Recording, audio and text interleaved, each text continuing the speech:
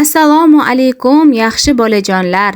Bugun sizlarga muallaq tosh voqeasi haqidagi hikoyani aytib bermoqchiman. Rasululloh sallallohu alayhi va sallam Buroq, ya'ni otdan kichikroq, hajrdan kattaroq hayvonda Jabroil alayhisalom bilan osmonga ko'tarildilar. Shunda oyoqlari ostidagi tosh ham birga ko'tarila boshladi. Buni sezgan Rasululloh sallallohu alayhi va sallam "To'xta, sen qolgin" deya amr etdilar. Shunda tosh o'sha joyda yerdan havoda uzilgan holida muallaq qoldi. Tarixdan ma'lum bu voqea Isro va Mi'roj hodisasi bilan bog'liqdir. Ya'ni payg'ambarimiz alayhissalom o'sha kecha xufton namozidan so'ng Ummu Xoni binti Abu Tolibning uyida uxlab qolgan edilar. Alloh taolo shu kechada, ya'ni Rasululloh payg'ambarligining 11 yilligi Rajab oyining 27-sida ruh va jasadlari bilan Muhammad alayhissalomni Buroq nomli hayvonda sayr qildiradi. Aytishlaricha, u zot ushbu tosh ustidan buroqqa minganlar. Yana bir rivoyatda ulovlari bilan tosh ustidan osmonga ko'tarilganlar. Bu voqea to'g'risida Qur'oni Karimning Isro surasi 1-oyati, Maryam surasining 11-oyati, Oli Imron surasining 31-oyati va Baqara surasining 144-oyatlarida dalil va ishoralar bor. Ayrim olimlar esa ushbu toshni osmondan tushgan meteorit qoldiqlari deb hisoblab, mazkur osmon jismi qachonlardir yerga ko'chib tushgan va shu holda qotib qolgan degan fikrni ilgari surishadi. Nima bo'lganda ham katta xarsangning havoda muallaq qolishi bir mo'jiza. Hozirgi o'sha tosh joylashgan Quddus shahri va uning atrofidagi joylar qadimda Shom yeri deb atalgan. Mazkur shahar Umar radhiyallohu anhu tomonidan milodiy 638-yilda Rumliklar bosqinidan ozod qilinadi.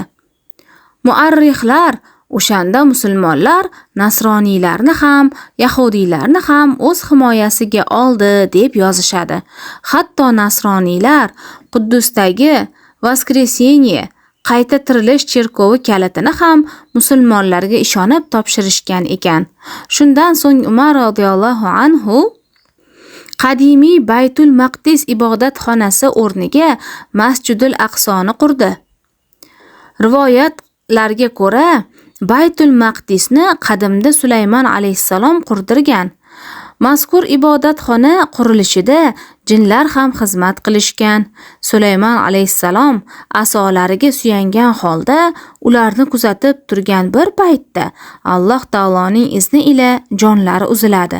Shunda jinlardan iborat xizmatkorlar bekamu ko'st masjid va saroy qurilishini bitkazishdi. Alloh taolo nabiysi suyanib turgan hassaga bir yog'och qurtini yubordi.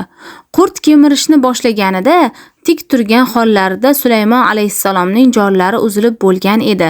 Shu holatda Sulaymon alayhissalom yiqiladilar va jinlar duch kelgan tarafga tum-taraqay qochib ketishadi.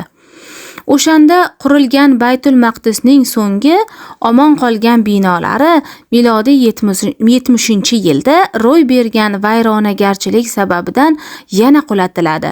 Biroq oldin o'tgan barcha payg'ambarlarga Baytul Maqdis o'rni qibla hisoblangan.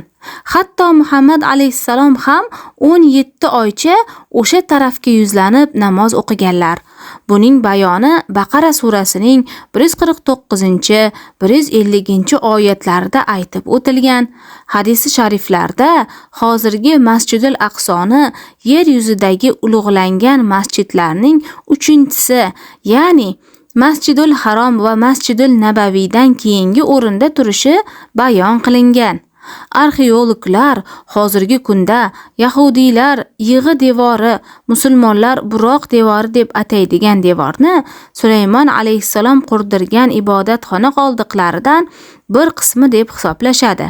Masjidul Aqsoni keyinchalik Ummaviylar rahbari Abdul Malik ibn Marvonning ko'rsatmasi bilan kengaytirishadi. Shuningdek, muallaq tosh ustiga 8 burchakli Qubbatus Sahro ibodatxonasi quriladi. Tosh hozirgi paytda o'sha qubba ichida saqlanmoqda.